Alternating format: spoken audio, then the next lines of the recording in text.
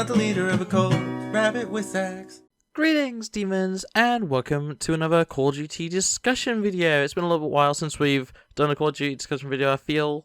Maybe not, I don't know, maybe a few years ago, but yeah, we have a few things to talk about that I'm kind of interested in. So, starting off, we have the new announcement of a collab that's going to be happening with the next season of Call of Duty Vanguard, season 3, I think.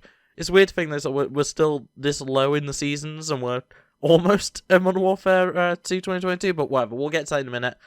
And with it is coming a Godzilla vs. Kong, or Godzilla and Kong Monsterverse collab. And this is really cool to me. I'm a huge fan of the Monsterverse. I really like the films from it. I even like the films from before it became like the Monsterverse, the ones that, like the Peter Jackson King Kong and stuff, like the original King Kong and a lot of the Godzilla stuff. A lot of the Japanese Godzilla, specifically, not the American Godzilla. But, yeah, this is really cool. We're getting 3 new bundles in Vanguard with, obviously, some of the skins and some of the weapon blueprints and stuff like that will be available in Warzone.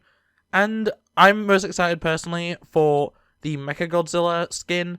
But there is a regular Godzilla and a King Kong, which, really cool. I'm really excited. And you do actually get up to 3 bonus rewards if you buy all of them. So you get no bonuses if you just buy 1. If you buy 2, you get 2 bonuses. If you get all 3 of the bundles for 2,400 CoD points each, you then get 3 extra items. So it's probably not worth it for most people, but if you're a huge fan of Monsterverse like I am, it's probably worth it just to have the full set. I'm most likely going to be doing that. Not completely sure. I need to probably look at the main game because I have only seen the Mechagodzilla so far.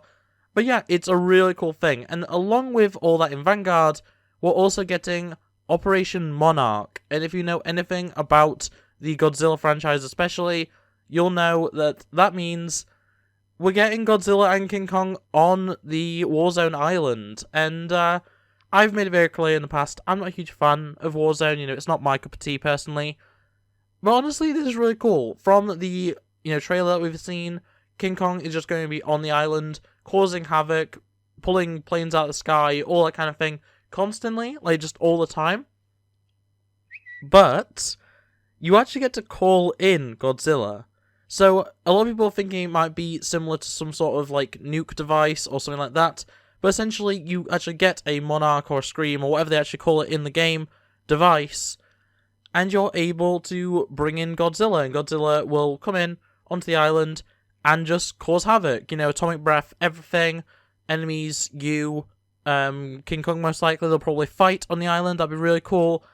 I've got a feeling that just like in Godzilla vs. Kong, the film, spoilers ahead for that if you haven't watched it, I believe that the Godzilla you call in will actually end up being Mechagodzilla, and that'll be like an Easter egg within the matches. If you manage to live long enough, you'll see King Kong and Godzilla fight, and Godzilla will be revealed to be Mechagodzilla. But as that's just kind of a theory based on, Godzilla vs. Kong the film, as well as a few other films where, that's been the case. But, yeah, I'm very interested in seeing this. Having, something like Godzilla and King Kong on the Warzone island really makes me want to jump back into Warzone. I'm never that bothered about playing Warzone. It's not my Battle Royale game. I much prefer playing, as I always say. I'd much rather just play Fortnite or even like Apex. So, it is what it is. But this is definitely going to get me to go in, probably do some videos on it, maybe even do some streams, something like that. I don't know. But I'm very excited with what this collaboration is actually going to bring. And I hope that we actually get to see more of this, hopefully in a better game than Vanguard. Hopefully Modern Warfare 2 continues this sort of trend of having these massive collaborations. Because, we've had Attack on Titan, we've had Snoop Dogg, we've had now Godzilla vs. Kong, like, so much cool stuff. I really hope that we keep this up into Infinity Ward's title.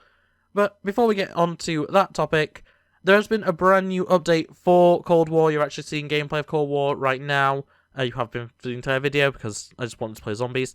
But there is a brand new The Pact super Easter egg in Cold War Zombies if you've completed all previous Easter eggs. That's all of the existing maps, as well as, I believe, both the main and side Easter eggs for the stupid open world one that's based on the multiplayer maps. What's it called?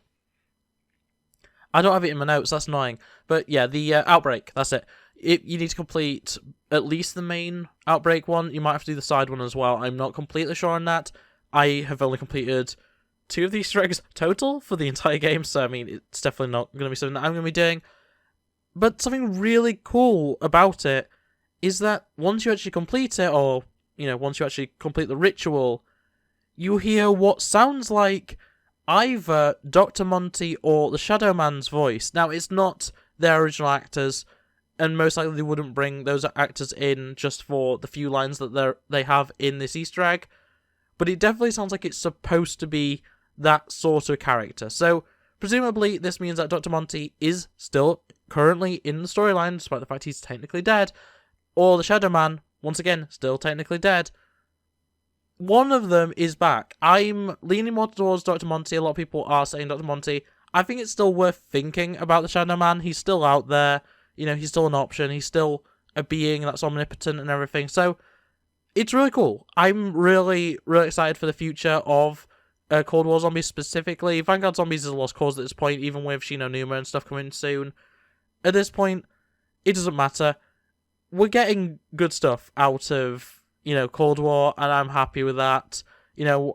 If they can continue doing some Cold War zombie stuff during Modern Warfare 2's lifespan, I'll be held over. So, yeah, it's really cool. The reward, if you're interested in actually completing this Easter egg, for completing it, is that you get a permanent tier 3 weapon star, meaning that when you spawn in, your weapon, rather than being the red variant, is actually tier 3, so it's max power, max level, max whatever.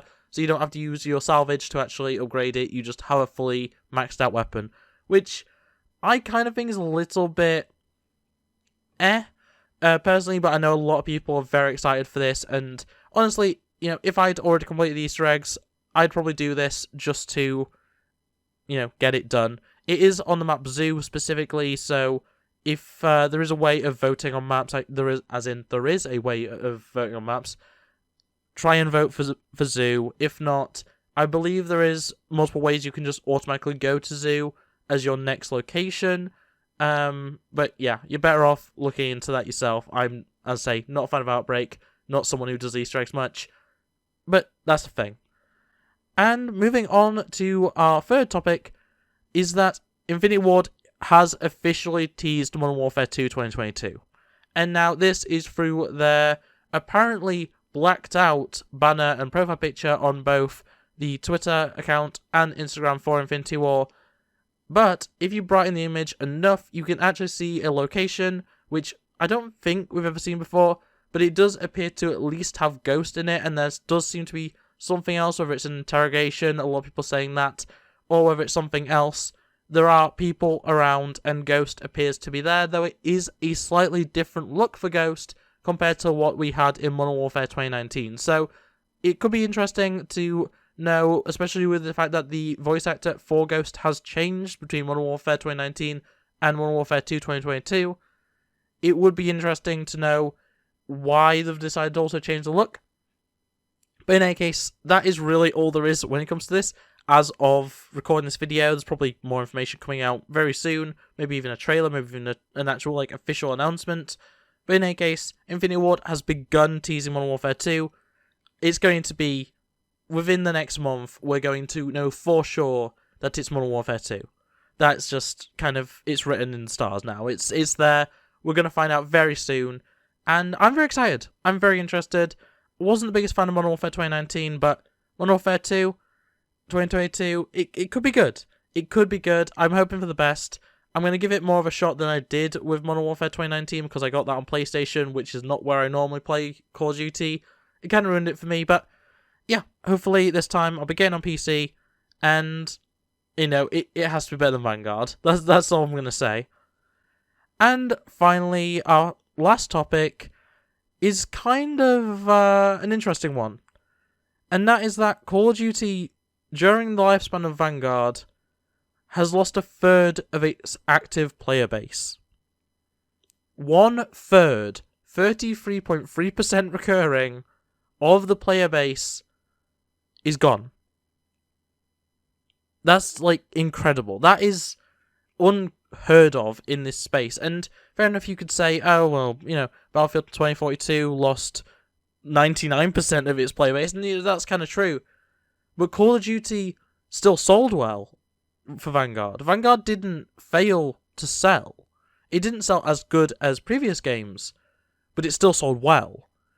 Battlefield 2042 very quickly lost sales because people realised it's a bad game. Vanguard had like a month of people being like, yeah, this is good, and then it died. And that is a really scary prospect for the Call of Duty franchise, because at the end of the day, what does it mean for Call of Duty in the future? Activision have a bit of a habit of just kind of saying goodbye to, whatever doesn't really work. Are we seeing the end of Call of Duty? And I know that's a little bit, of a big thing to be saying, especially when, we're getting Modern Warfare 2 2022 this year. That's hopefully going to bring back people just like Modern Warfare 2019 did, because the Modern Warfare name just holds so much weight. Something that Black Ops used to, and just doesn't anymore. Hopefully Modern Warfare 2 will, revitalize the franchise, and, we'll actually see good numbers, and, that third that have been lost will come back. But it is a really, really scary situation of this franchise could just die at any point if this happens again. And I feel pretty confident in saying that Sledgehammer probably aren't going to be an actual studio anymore for like main titles. I also don't think we're going to be getting yearly releases after this year. And we already know that we're getting a year break for 2023. I think that's going to be the norm. I think it's going to go every other year we have a Call of Duty game, and it's just going to be Treyarch and Infinity Ward, sorry. And I'm not against that. I feel sorry for Sledgehammer because I tend to like their games. Vanguard was just terrible though. But Advanced Warfare and World War II, I really enjoyed during their lifetimes. I'm not the biggest fan of them now, but at the time, I really liked them. So it is a real shame if Sledgehammer just lose like custody of the franchise, I suppose. But hey, maybe it'll give them a chance to work on other things. Maybe Activision will actually finally give them that Rome game that they've been wanting to work on, or that prehistoric shooter that they've been wanting to work on, stuff like that. Hopefully that happens. Hopefully Sledgehammer isn't like just dissolved, which would be the worst case scenario. But yeah, right now, Raven is Activision's favourite because of Warzone. Treyarch tends to bring in money even in bad games, and Infinity Ward really hasn't had a failure. Like, you can say what you will about Infinite Warfare, it's still a good game. It's it's one of those things where people just didn't really want the exo movement. Generally, Infinity Ward, I'm going to keep saying war for some reason, make good games. They're not always accepted as good games at the start, but, eventually people warm up to them. And I don't think they've ever had a failure in terms of sales. So, it is what it is, really. Sledgehammer have really dropped the ball this year, which is really unfortunate. Hopefully they can bring it back. And that's all I can really ask for. Hopefully, when it comes to, the Godzilla vs. Kong stuff that I was talking about, that might bring back some players, though. Obviously, it's more likely going to just bring people to Warzone, including myself. Like, I'm more likely going to buy the bundles on Vanguard, just like I did with Snoop Dogg, do a video about those bundles, and then I'm just going to play Warzone for the actual content, and then I'm just going to go back to Cold War, because that's what I've been doing all year. I just play a little bit of Vanguard whenever there's new content, play Warzone for the tie-in stuff, and then I just play Cold War whenever I want to play Call of Duty, because it's a bad situation all around, really. But yeah, in that case, that is the final story. So that's the final thing I wanted to talk about and everything. Thanks for watching. If you did like it, make sure to like it, subscribe if you're new here, and ring that bell so you never miss an upload. Tell me what you think of any of the stories that we spoke about today, and I'll make sure to link in the description below a video about the Easter egg from Prestige, who I always like to shout out. Just going over a little bit more detail of that if you're interested. But otherwise, that's going to be it from me, so thanks for watching, and I'll see you next time. Bye! Look at the screen, you'll be fine. Culture's a disease, but worlds divide. I just wanna tell